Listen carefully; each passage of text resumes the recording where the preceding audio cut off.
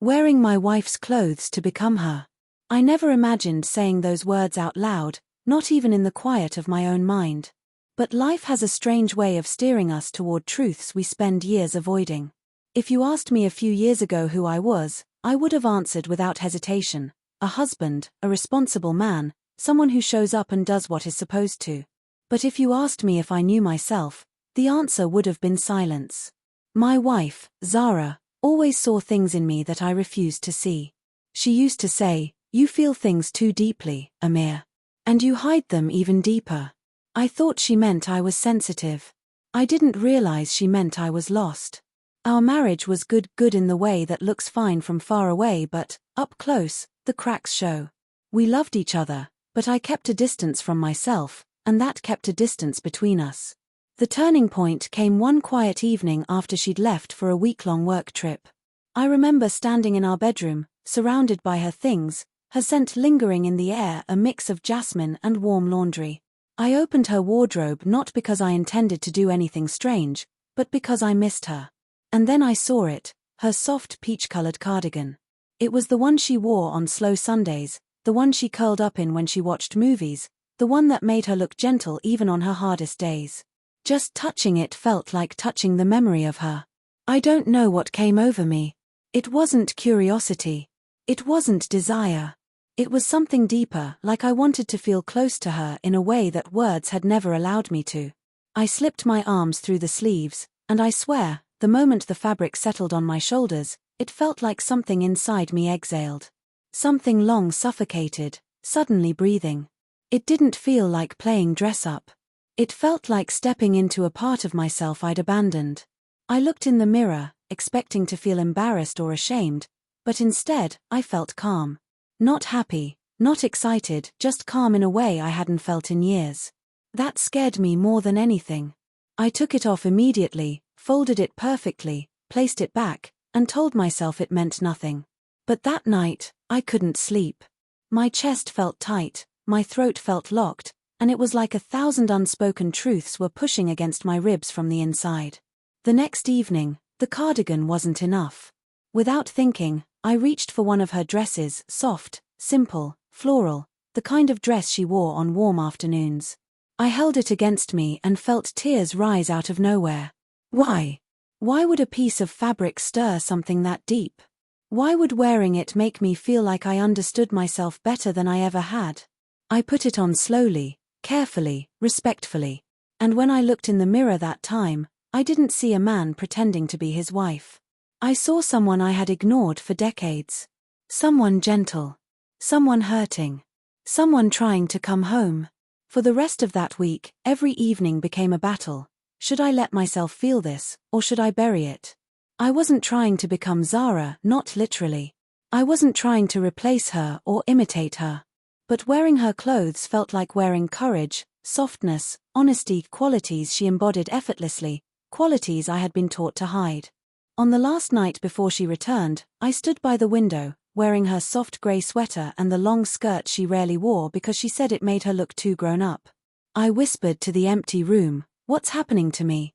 And for the first time, the silence didn't answer. My heart did. When Zara finally returned, I panicked. I folded every piece perfectly, cleaned the room, acted normal. But I wasn't normal anymore. She noticed immediately. "Are you okay?" she asked, searching my face.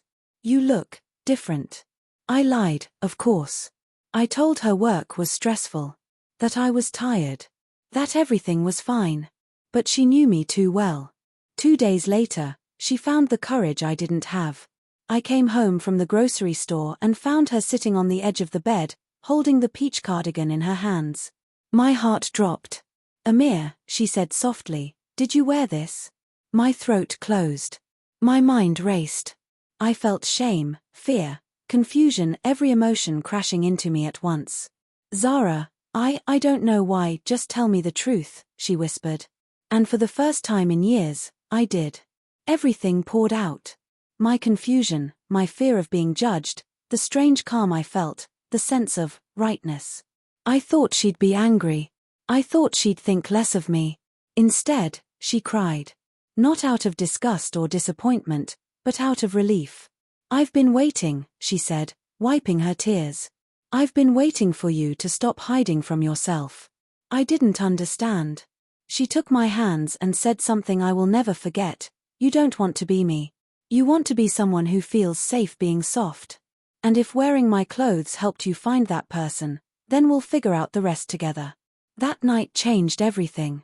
For weeks, we really talked, like we hadn't talked since the early days of our marriage. She didn't shame me. She didn't push me. She didn't label me.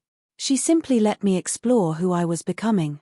One evening, she opened the wardrobe and said, "Pick something. And this time, don't hide." I chose a simple outfit. Nothing flashy, nothing dramatic. Just clothes that made me feel calm again.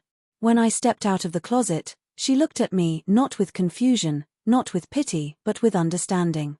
"There you are," she said softly. And for the first time, I believed her. The transformation wasn't physical, not really. It was emotional. Wearing her clothes taught me what I should have learned years ago: strength doesn't mean being hard. Confidence doesn't mean being unbreakable. Sometimes, the bravest thing you can do is allow yourself to be gentle, vulnerable, fully human. Our relationship didn't fall apart. It grew. It changed. It became something honest.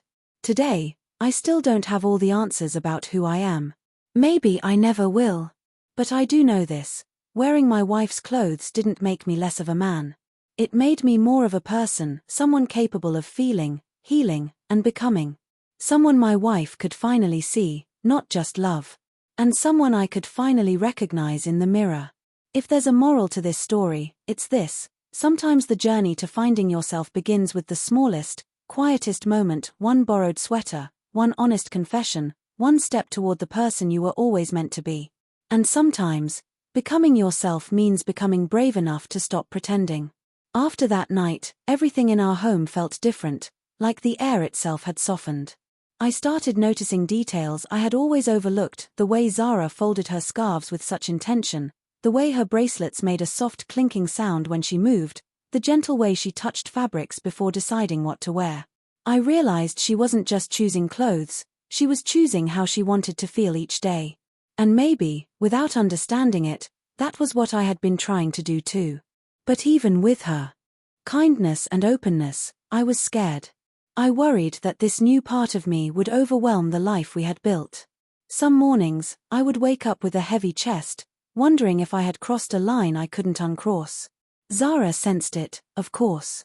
One evening she said, "You know, you don't have to go through this like it's some kind of test. You're allowed to explore without knowing the final answer." But I wasn't scared of exploring, I was scared of what I might find. A week later, she suggested something that made my heart stop. "Why don't we try something together?" she said. "Not you wearing my clothes alone. Let's make it a moment. For both of us." I didn't know what she meant until she pulled out a dress from the back of her wardrobe, a gentle cream-colored one with tiny embroidered flowers near the neckline. It wasn't one I had ever dared to touch. "Amir," she said, "when you wore my things, you weren't trying to impersonate me. You were trying to see yourself. So let's choose something that belongs to us. Not just to me." I took the dress with trembling hands. The fabric was light, softer than anything I'd ever worn before. I didn't know how to feel: grateful, terrified, exposed, all at once. "You don't have to," she whispered. I nodded slowly. "I want to." She helped me, the same way she had helped herself hundreds of times, adjusting the straps, smoothing the fabric, making me feel like this wasn't a performance or an embarrassment, but a moment of truth. When I faced the mirror, I didn't recognize myself at first. Not because I looked feminine. Not because of the clothes. But because I looked free. Like someone had finally unlocked a window inside me and let the sunlight in. I turned to her, my voice trembling. "Do you think I'm changing too much?"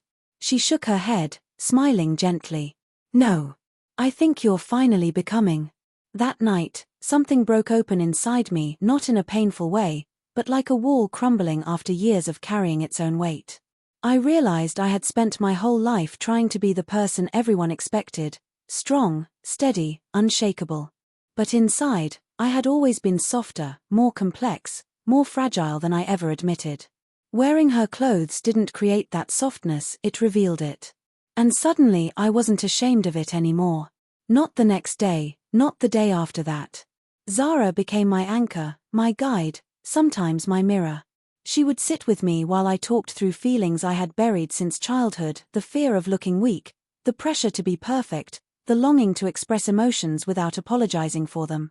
It wasn't always smooth. Some days I felt guilty. Some days I felt confused. Some days I wanted to give up and pretend none of this ever happened. But every time I spiraled, Zara held my hands and said, "You don't have to choose between who you were and who you're becoming. Both are you." One afternoon, she was reorganizing her closet when she paused, held up a soft shawl, and asked, "Would you like this?" I froze. It was such a simple question, but behind it was acceptance so deep it brought tears to my eyes. I nodded, unable to speak. She wrapped it around my shoulders, and in that moment I understood the truth I had been avoiding. I didn't want to become her. I wanted to become someone I had been too afraid to be. Someone who embraced softness instead of hiding it. Someone who didn't see comfort as weakness. Someone who believed they deserved understanding. And somehow, wearing her clothes had opened that door. But the world outside our home wasn't as gentle. I still walked cautiously, wondering what people would think, whether they'd judge me, whether they'd say I'd lost myself. Zara told me something I still carry in my heart: you didn't lose yourself. You just stopped abandoning yourself. The biggest turning point came unexpectedly. We were getting ready for a small family dinner, and I was anxious, my hands were shaking, my breathing shallow. Zara noticed and quietly walked into the bedroom. She returned holding that same cream dress. "You don't have to wear it," she said softly. "But if you want to feel like your whole self tonight, you can." I didn't wear it. Not because I didn't want to, but because I realized something. The strength it had given me was already inside. I didn't need the dress to feel whole in that moment. I needed the courage it had helped me discover. So I went to the dinner not transformed on the outside, but calm on the inside. And for the first time in years, I felt present. I listened. I laughed. I breathed. And when we came back home, Zara hugged me tightly and whispered, "You were yourself tonight. All of yourself." She was right. The journey didn't end with a dress or a shawl or a borrowed sweater. It continued in my heart, day by day, as I allowed myself to grow into the person I had been hiding from. Wearing my wife's clothes didn't make me disappear, it helped me appear. And the more honest I became, the more our relationship strengthened. Not because I became someone new, but because I became someone true. If you're listening to this, wondering what it means or whether it's right or wrong, just know this: identity isn't a straight line. Sometimes we discover ourselves in unexpected places, through a memory, through a moment, through a piece of clothing that carries love instead of judgment. And sometimes the bravest thing you can do is let yourself feel without running away. My journey isn't over. But now, I'm walking it without fear. Not hiding. Not pretending. Just becoming, day by day, the person I finally have the courage to see. In the weeks that followed, life settled into an unexpected rhythm. I still went to work, still paid bills, still cooked dinner on Fridays like I always did. Nothing on the outside looked dramatically different, but inside, everything was shifting. It was like I had been walking through life blurry-eyed, and suddenly the world came into focus. Sounds felt sharper, feelings were clearer, small moments held weight they never had before. I wasn't just existing anymore. I was noticing. I was listening. I was feeling in a way that once would have scared me. But with Zara beside me, it felt like permission. I remember one quiet evening, we were sitting on the old couch we'd been meaning to replace for years. The TV was on, but neither of us was watching it. She glanced at me, studying my face with a kind of warmth that made my chest feel tight. "You know," she said, "you look more at peace." I let out a slow breath. "I feel more at peace, but also terrified." She nodded like she already knew. "Because the more real you become, the more you fear losing it." "Exactly." She took my hand gently, tracing circles on my palm. "You won't lose it. You can't lose what you finally accepted." I wanted to believe her. I truly did. But a small voice in me still whispered doubts late at night. What if this is temporary? What if I'm confusing myself? What if I'm hurting her without realizing it? But every time I tried to pull away, she brought me back with patience, not pressure. One night, I found her sitting at her vanity, carefully removing her earrings. I hesitated in the doorway. "Zara," I said softly, "why are you so sure about all this?" "About me?" She paused, her reflection meeting mine in the mirror. "Because I knew you before you knew yourself," she whispered. "And I've been waiting for you to catch up." Her words hit me with a tenderness that almost knocked the breath from my lungs. That night, I couldn't sleep again, not from confusion, but from realization. Wearing her clothes hadn't just shown me who I could be, it showed her the version of me she had always sensed beneath the surface. And that made me wonder what else I had buried without meaning to. The next day, I opened our wardrobe again.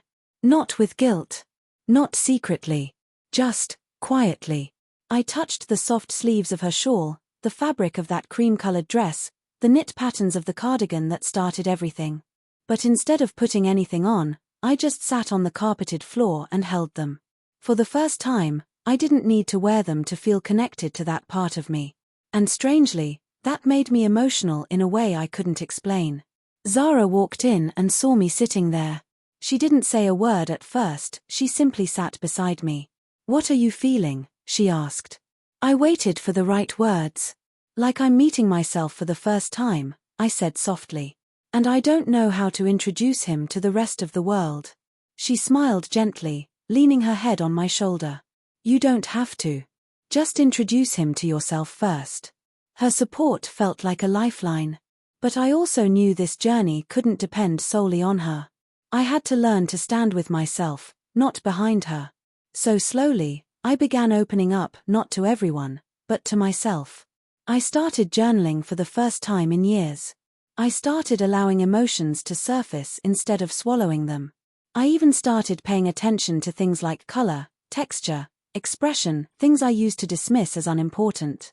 One evening, Zara surprised me by placing a small box in my hands. I opened it and found a scarf, soft, light, with colors that shifted between warm gold and pale pink. "I bought it for you," she said. My heart stopped. "But it's not yours," I said. "It's ours," she corrected. I ran my fingers over the fabric, feeling my throat tighten. It wasn't about the scarf. It was what it represented: acceptance, not borrowed but given. Permission to be myself without apology. I wore it that night while we talked on the balcony. Not because it made me look a certain way, but because it made me feel understood. And when the wind lifted its edges slightly, brushing against my cheeks, I realized something powerful. I didn't want to become Zara. I wanted to carry her strength, her gentleness, her freedom within my own identity. This wasn't about femininity or masculinity. It was about honesty. About finally letting my heart speak after years of silence. And when I looked at her that night, I said something I had never had the courage to say before: "Thank you for seeing me before I saw myself." She took my hand and whispered, "Thank you for finally letting yourself be seen." That was the moment I knew this journey wasn't about clothes at all. It was about connection. To her. To myself. To the version of me that had been waiting, patiently, in the quiet corners of my life. And for the first time, I wasn't afraid of what came next. I was ready to walk into it, slowly, honestly, and completely unmasked. The morning sunlight spilled across our bedroom, soft and golden, and for the first time in years, I felt entirely at peace with myself. I stood in front of the mirror not because I needed to hide, not because I wanted to test anything, but simply to see me. The man staring back was still Amir, but also someone new. Softer, calmer, and more real. The journey hadn't been about the clothes, or even about becoming like Zara, it had been about peeling away the layers of expectation and fear that had kept me from fully existing. I reached for that peach cardigan again. This time, I held it lightly, like a cherished memory, but I didn't wear it. I didn't need to. Its purpose had already been fulfilled. I realized that courage isn't something you wear, it's something you carry inside, in the way you breathe, in the way you look at yourself honestly, without judgment. That afternoon, we took a walk through the quiet streets of our neighborhood. Zara held my hand, but I wasn't leaning on her for reassurance. I was walking beside her, steady, confident in a way I had never allowed myself before. People passed by, oblivious, and for the first time, I didn't care what they might think. The freedom wasn't loud or dramatic. It was quiet, steady, and deeply satisfying. Later that evening, she looked at me while we were making tea and said, "You're glowing." I laughed softly. "I think that's just relief." She shook her head, smiling. "No, it's honesty. It's seeing yourself and letting the world see you too." I realized then that the transformation wasn't a moment, it was a lifetime in the making. Every small choice, every quiet confession to myself, every step toward embracing who I truly was, had led me here. I didn't need to hide behind borrowed fabric anymore, because the courage it gave me had become my own. We sat together on the couch, the room bathed in the soft light of dusk, and I felt an overwhelming wave of gratitude. Not just for Zara, but for myself, for finally allowing myself to feel, to be soft, to be human. "I never thought I'd say this," I whispered, "but wearing your clothes, it changed me. It showed me what I was missing all these years." She leaned her head on my shoulder. "You didn't need my clothes, Amir. You needed permission. And you gave that to yourself." I smiled, a real, honest smile, the kind that reaches your eyes and settles in your chest. And in that quiet, ordinary evening, I understood the greatest truth of all. Identity isn't a label, a garment, or a performance. Identity is courage. Identity is honesty. Identity is letting yourself exist fully, in whatever form that takes. And in that moment, I felt complete, not because I had become someone else, but because I had finally become me. Fully, honestly, unashamedly me. The soft glow of the room, her steady presence, the warmth in my own chest, all of it whispered one simple thing: life doesn't demand perfection. It demands truth. And when you find that truth, when you finally see yourself without fear, everything else falls into place. My journey isn't over. I will still have moments of doubt, moments of fear, moments where the world feels heavy. But now I know I can face them, not hiding, not pretending, not shrinking, but standing fully, softly, bravely in my own skin. And every time I catch a glimpse of myself in the mirror, I smile. Not because I am flawless, but because I am real. Because I am whole. Because I finally allowed myself to be seen, and, in the process, I finally saw her too. My wife, my anchor, my mirror, my guide, and most importantly, my partner in discovering what it truly means to live, to feel, and to love without fear. And in that shared truth, I understood something more profound than any lesson, any advice, any story could ever teach. Transformation isn't about changing who you are. It's about letting yourself be who you were always meant to be. Fully, bravely, and unapologetically. That is my truth. That is my life. That is the gift of finally becoming me.